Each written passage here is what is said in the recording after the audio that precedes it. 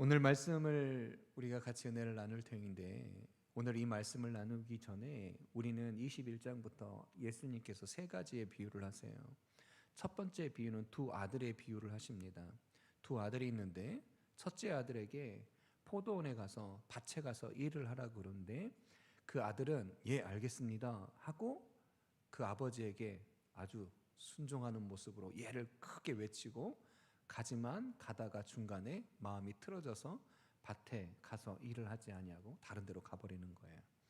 그리고 둘째 아들에게 똑같은 말을 합니다. 너 밭에 가서 좀 일 좀 해. 그랬더니 둘째 아들이 아 싫어요, 나 할 수 없습니다, 하기 싫습니다.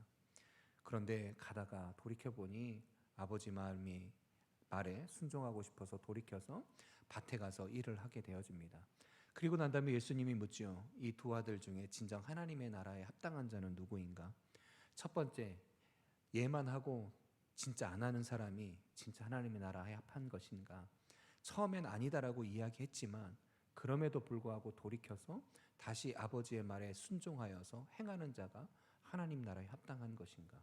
이 비유를 통하여서 하나님 나라에 진짜 합당한 것은 처음이 중요한 것이 아니라 어찌됐건 하나님의 말씀에 순종하여 돌이켜 다시금 그 자리에 서는 자, 하나님의 말씀에 순종하여 행하는 자가 더 하나님의 나라에 합당한 것이다 라고 이야기를 합니다. 그리고 두 번째 비유가 무엇이냐면, 주인이 포도원을 가진 주인이 그 농부에게 이 포도원을 다 맡겨요. 그리고 난 다음에 이 포도원을 잘 다스리라 라고 이야기합니다. 그리고 난 다음에 이 주인이 때가 되어서 그 주인의 종을 보내어서 그 포도원을 다시금 열매를 거둬들이려고 합니다. 그랬더니 이 포도원에 맡겼던 이 농부가 그걸 거절하죠. 그리고 다시 또 보내요. 그런데 또 그것을 거부하고 때리고, 그래서 결국 그 주인의 아들을 보냈음에도 불구하고 그 아들을 죽여버립니다. 이것을 보면서 하나님 나라에 합당한 자가 누구인가? 원래 자기의 주인의 것인데 그것을 자기 것이라고 여기며 하나님 앞에 합당한 열매를 맺지 못하는 이 사악한 농부의 비유를 합니다. 우리에게 주어진 것, 우리에게 맡겨진 것, 하나님이 주신 것인데 그것에 합당한 열매에 들임이 되어지지 아니하고 온전히 나의 것이 전부인 양 그 사람의 잘못됨을 지적하는 거죠. 그리고 오늘 말씀 가운데 이제 세 번째 비유를 우리에게 말씀해 주는 게 무엇이냐면, 잔치를 벌렸는데 왕의 초대장을 보내고 그 초대장을 보냈는데도 불구하고 그 초대를 거부하는 자, 그리고 거부하는 자들의 모습을 오늘 말씀 가운데 우리에게 이야기를 하고 있습니다. 이 나라의 한 나라의 왕입니다. 그런데 그 왕이 신하들에게 혼인잔치를 베풀고 그 잔치에 청하여 오라라고 이야기를 합니다. 이 고대에 이 잔치를 초대할 때는 한 번을 청하고 두 번을 청하는 게 이 기본적인 관례였어요. 그런데 오늘 예수님 이 본문에 마태복음 22장에 보면 첫 번째도 보냈더니 거부하고 두 번째도 갔더니 거부하고 마지막 세 번째까지 이루어지는 초청의 부르심을 보게 되어집니다. 이거는 무엇이냐면, 예수님께서 혼인잔치에 이 비유를 하면서 하나님은 우리에게 첫 번째도 두 번째도 완벽하게 너희들에게 요구하였지만 그것에 응답하지 아니하였고, 그럼에도 불구하고 또 한 번 청하였을 때 그 초청에 거부한 자가 아닌 더 다른 자를 하나님께서 세우시는 것들을 보게 되어집니다. 혼인잔치에 참여하는, 왕과 함께하는 그 잔치가 있음에도 불구하고 오기를 거부하는 자의 모습을 오늘 말씀에서는 어떻게 비유하고 있냐면, 종들이 청하여 이르니 오찬이 준비되어 있고 나의 소와 살찐 짐승을 잡고 모든 것을 갖추었다라고 이야기합니다.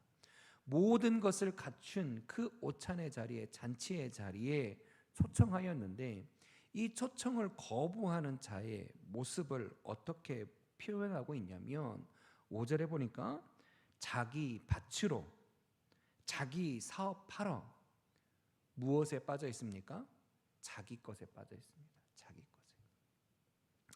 하나님의 그 왕의 초청에 그 요구에 응하는 것이 아니라 자기 것에 빠져 있다라는 거죠. 자기 것에 빠져 있으니까 그들이 행하는 잘못은 무엇을 하고 있냐면 그 남은 자들, 이유 없는 자들이 오히려 종을 잡아 모욕하고 죽이더라라고 비유하고 있는 것을 보게 되어져요. 이것은 구약 시대부터 이스라엘의 어떤 모습들을 비유하고 있는 모습일 수도 있습니다. 하나님께서 선지자들을 통하여서 끊임없이 이스라엘 백성들에게 녹화하셨고 그들에게 회개를 촉구하셨고 하나님을 바라보고 하나님을 알라, 정말 진정한 하나님을 알라라고 요구하는 그 부르심을 끝까지 선지자들을 통하여서 이야기하고 말씀하시지만 또 이야기하고 또 하며 인내하고 최선의 모습을 이야기하지만 그 구약의 이스라엘은 결코 하나님의 그 부르심에, 하나님의 응답에 응답하지 아니하고 하나님이 보내신 선지자와 같은 자들을 오히려 잡아 죽이는 악한 것을 보게 되어지는 것을 보게 되어집니다. 그래서 그들에게 임한 것은 무엇이었습니까? 하나님의 심판밖에 없었다라고 하는 거죠. 왕의 명령을 거절하고 초청에 거부하는 이 모습, 이것은 자기 중심에 빠져버린 자기 것에만 도취되어 있는 자들이 범하는 것이라고 하는 겁니다. 그러기에 이 혼인잔치를 초청하는 자가 누구인가? 왕이잖아요. 한 나라의 왕이잖아요. 그런데 왕이 초청했는데 거절했다, 거부했다? 우리가 상식적으로 그걸 이해할 수 있겠습니까? 받아들일 수 있겠습니까? 할 수 없다는 거예요. 그럼에도 불구하고 자기에게 빠지면 무엇을 바라보지 못하는 거예요? 그 부르심의 대상이 누구인지를 모른다라고 하는 거죠. 우리가 믿음 생활을 할 때도 이와 똑같습니다. 여러분, 우리가 믿음 생활을 하면서 하나님 앞에 예배의 자리에 나오고 하나님이 우리의 뜻 가운데 부르심을 받은 우리는 하나님의 택한 자들이라고 이야기하는데 우리가 그 하나님의 부르심에 합당한 자들의 삶을 우리가 온전하게 받아들이지 못할 때는 항상 어디에 빠질 때요? 내 모습에 빠질 때, 내 생각과 내 지혜와 내 방법과 내게 주어진 일과 이런 것에 빠질 때 하나님을 만나는 자리, 하나님의 은혜의 자리, 하나님의 기도의 자리가 아닌 나의 자리, 나만의 자리, 그것에 빠진다라고 하는 거지요. 그러다 더 나가면 그것을 거부합니다. 하나님의 예배의 자리를 어느 순간부터 거부하게 되고 오히려 예배의 자리 함께하자, 은혜 받자, 이런 사람들을 귀찮아하면서 그들을 더 외면하고 차단하고 멀리하게 되는 모습이 된다는 거죠. 그러다 보니까 이 모습이 결코 다른 자들의 모습이 아니라 바로 우리들의 모습이다라고 하는 겁니다. 이렇게 이스라엘이라고 하는 나라가 실패할 수 있고 이스라엘이란 백성이 실패했던 요인이 바로 이 세 번의 초청과 세 번의 거절을, 그리고 자기 중심에 빠져서 자기의 생각과 자기의 삶의 모든 것을 생각하며 하나님이 먼저가 아닌 자기가 우선시 되듯이 우리도 또한 그런 모습이 될 수 있다는 거죠. 그럴 때 그 왕이 무엇을 하냐면 군대를 보내어 종들을 멸하고 동네를 다 불사르더라라고 이야기합니다.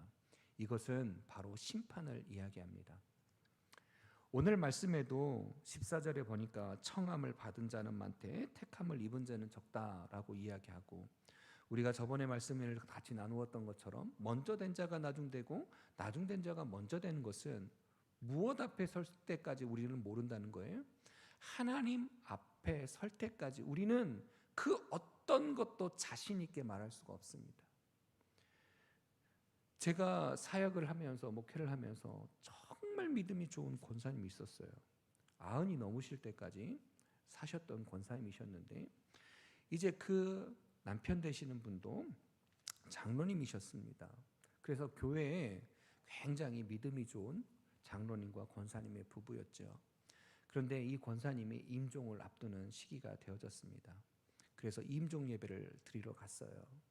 그런데 임종 예배를 드리러 갈 때 모든 사역자가 함께, 담임 목사님과 함께 이렇게 임종 예배를 갔는데, 예배를 드리고 난 다음에 이 권사님이 어떤 이야기를 하냐면, 목사님, 인생은 혼자예요. 죽는 것도 혼자 죽고요. 아픈 것도 혼자 아파요. 맞는 말입니까? 틀린 말입니까? 맞는 말이죠. 다 혼자라는 거예요. 그런데 누구도 받아들이지 않는 거예요. 하나님이 없어요. 그 모든 고통과 인생 속에서 물론 고통과 힘듦과 어려움이 다 혼자 받을 수밖에 힘들 수밖에 없지요. 그러나 마지막 죽는 순간에 그 고통과 그 어려움이 중요한 게 아니라 어찌 보면 그 믿음의 하나님을 바라보고 나가야 되는데 그 옆에 남편인 장로님이 있어도 저 인간 필요 없고 다 필요 없다는 거예요. 그런데 마지막에 될 때 그 하나님을 붙잡지 못하더라고요. 그러니까 목사님이 이렇게 이야기할 때 천국 가는 거 은혜시지요? 그러면 그때 그 권사님이 어떻게 말해요? 나 천국 가기 싫어요. 어디 가고 싶은 거? 아직 이 땅에 있고 싶은 거죠. 이런 모습이 보이더라는 겁니다. 살아있을 때는 그렇게 존경을 받고 그렇게 은혜가 충만하고 그렇게 모든 사람들에게 정말 저분과 같이 살았으면 좋겠다라고 이야기를 들을지언정 마지막 때에 하나님 앞에 서려고 하는 그 마지막 때에 온전히 하나님을 붙잡지 못하고 이 고통도 결국은 하나님 앞에 갈 것이고 어려움도 하나님 앞에 설 수 있는데 그것을 붙잡지 못하는 그 권사님들의 모습을 보면서 야, 그렇구나. 우리가 마지막까지 주 예수 그리스도를 붙잡을 수 있다는 것이 얼마나 어렵고 힘든 것인가 우리는 깨달아 알아야 된다라고 하는 겁니다. 그러기에 오늘 말씀에서도 똑같습니다. 하나님의 심판의 때가 올 때까지 하나님 앞에 설 때까지 우리는 하나님 앞에 어느 누구도 온전할 수가 없어요. 그러니까 예수님은 늘 이야기합니다. 정죄하지 말라고 해요. 판단하지 말라 그래요. 함부로 이야기하지 말라 그래요. 그 이유는 무엇입니까? 내 눈에 다른 사람의 눈에 티는 보면서 내 눈에 무엇을 못 보는 어리석음, 들보를 보지 못하는 어리석음이 우리 가운데 있다는 거죠. 어느 순간에 누구를 향하여서 정죄를 할 때 그 정죄의 모습이 자기가 다른 사람을 정죄하는 것보다 더 악한 모습으로 행하고 있는 자들도 얼마나 많습니까? 그러기에 왕 앞에 서지 못할 때 하나님은 분명히 심판하신다. 그 심판의 자리에 우리가 있을 수 있다라고 하는 것을 우리는 늘 긴장하며 하나님 앞에 서야 되는 것이 바로 우리라고 하는 것입니다.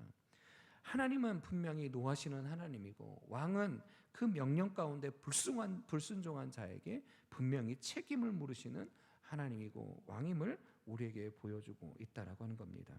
그러면서 8절에 뭐라고 이야기합니까? 잔치가 준비되었으나 청한 사람들은 합당치 않다. 청한 사람은 합당치 않다는 거예요. 이 말씀을 통하여서 이제 기독교의 선교의 새로운 패러다임을 적용하는 말씀의 본문인데 보편적 기도, 보편적 교회, 보편적 선교라고 하는 어느 누구에게나 다 열려있는 누구나 다 믿을 수 있는 예수 그리스도의 복음의 문을 이야기합니다. 이 당시에 예수를 하나님을 믿을 수 있는 사람은 오직 누구밖에 없었냐면 하나님 앞에 선택받은 자다. 그게 바로 이스라엘 백성들이다 라고 하는 것이 구약에서부터 신약까지 결코 해결되지 아니하는 끝까지 가는 모습들이었어요. 그런데도 불구하고 오늘 말씀에 예수님께서 청함이 혼인잔치가 준비되었는데 청한 사람, 그 이미 이스라엘 백성들은 하나님의 나라에 합당치 않다라고 무엇하고 있는 겁니까? 이야기하고 있는 거예요. 여러분, 우리가 지금 예배하고 하나님 앞에 기도하는데 마지막 천국 가려고 할 때 너는 합당하지 않아 라고 예수 그리스도께서 우리에게 말씀하실 수 있다라고 하는 겁니다. 여러분, 그 예화를 기억하십니까? 존 뉴턴이라고 하는 나 같은 죄인 살리신 그 찬양을 만든 존 뉴턴이라고 하는 사람이 천국의 세 가지의 놀라움을 이야기했지요. 오지 아니할 사람이 오고 와야 될 사람이 오지 아니하고 천국에 내가 있다는 것에 대해서 놀란다. 그것이 당연히 올 거라고 생각했는데 안 오고 오지 않을 것 같은 사람이 오게 되어지고 그리고 내 스스로 볼 때 내가 천국에 있구나. 이 천국의 의외성이라고 하는 것이 우리에게 존재할 수 있다. 바로 오늘 말씀에도 그것이 바로 우리에게 주어지는 것입니다. 그러니까 초대장을 받은 사람들은 오지 않는데 그렇지 아니하고 거리에 나가서 혼인잔치가 준비되었으니까 오십시오 오십시오 했더니 그 혼인잔치의 손님이 무엇하더라? 가득하더라. 결국 하나님의 부르심에 순종하는 자와 순종하지 아니하는 자는 이와 같다라고 하는 겁니다. 예수님은 신분의 높고 낮음도 중요하지 않았습니다. 강함과 약함도 중요하지 않았습니다. 부유함과 가난함도 중요하지 않았습니다. 그건 다 세상의 기준이고 세상의 방법입니다. 여러분, 우리가 가난하면 복받은 자가 아닙니까? 부유한 자만이 예수 그리스도의 축복이 온전한 자입니까? 또한 우리가 생각할 때 저 사람은 복받았어 라고 이야기하는 기준들을 다 한번 생각해 보세요. 그것만 받으면 다 온전한 축복의 은혜 가운데 있습니까? 결코 그렇지 않습니다.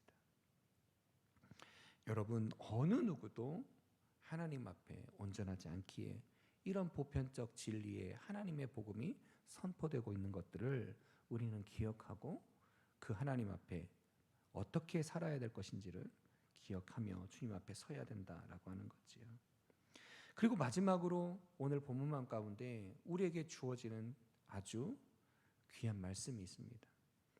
그거는 11절부터 14절까지의 말씀인데 11절에 이야기하고 있는 말씀이 뭐냐면 예복을 입은 사람과 입지 않은 사람, 그리고 왕이 들어왔을 때 예복이 입은 사람과 입지 않은 사람을 이야기하고 있는 왕의 모습을 봅니다. 이 왕이 들어와서 예복을 입지 아니한 사람을 보면서 어찌하여 입지 않느냐라고 묻습니다. 이 말은 이 구약시대 때에 임금이 왕이 이 초청을 하게 되어지면 그 예복은 누가 준비하게 되었냐면 초청 받은 사람이 준비하는 것이 아니라 초청하는 사람이 예복을 준비하여서 다 준다라고 하는 거죠. 즉 그들이 초청을 받았다라고 하는 것은 이미 예복이 그들에게 주어졌다라고 하는 거예요. 우리에게도 마찬가지입니다. 예수 그리스도께서 우리를 초청하셨습니다. 그런 순간 우리는 믿음으로 거룩한 의로운 자의 옷, 하나님의 거룩한 빛된 자의 옷을 입은 자라고 주어진 이다라는 것이지요. 우리는 이미 하나님의 거룩한 믿음의 옷을, 그리고 거룩한 의의 옷을, 그리고 성결의 옷을, 하나님의 그 옷을 우리는 이미 받았다는 거예요. 여러분, 그러기에 우리는 믿음으로 이 시간에 예배 나누는 것이고, 우리는 그렇게 하나님 앞에 거룩하게 살려고 하는 이유는 무엇입니까? 이미 받은 은혜로 말미암아 살아가는 거지요.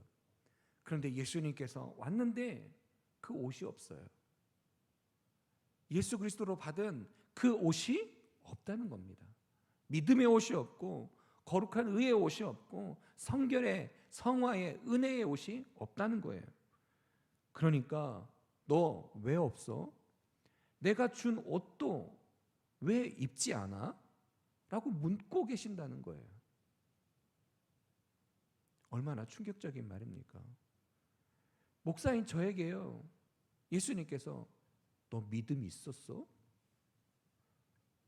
너에게 말씀이 있었니? 이렇게 물으신다면 얼마나 당황스러운 상황이겠습니까?